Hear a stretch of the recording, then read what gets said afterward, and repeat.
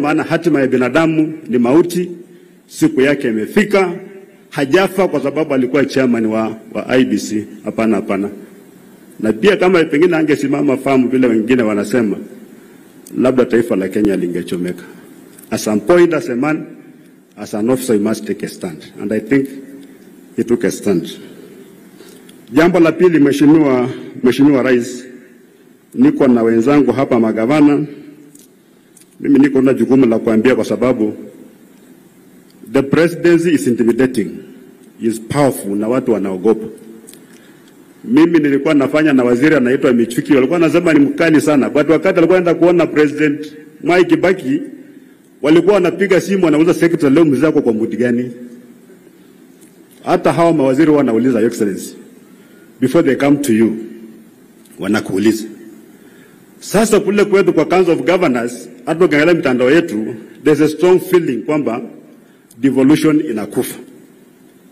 Inakufa kwa sababu fedha hazitoshi, fedha zinakuja kama zimechelewa.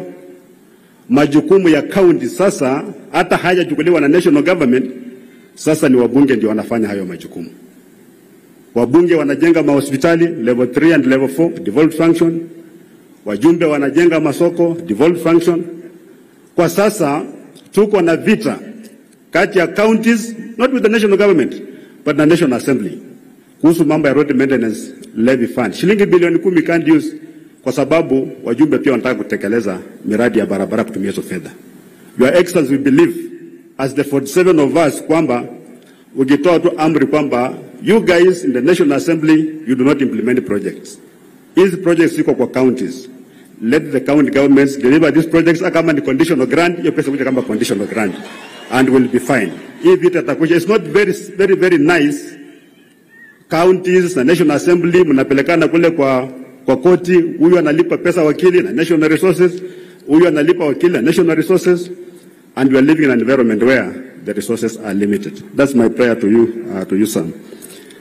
Thirdly, Your Excellency, kulikuwa na hii maneno ya kutoa vetting ya vitambulisho. Let me, I'm humbly requesting you, sir, with total humility, that instead of removing vetting, we can revisit it and streamline it.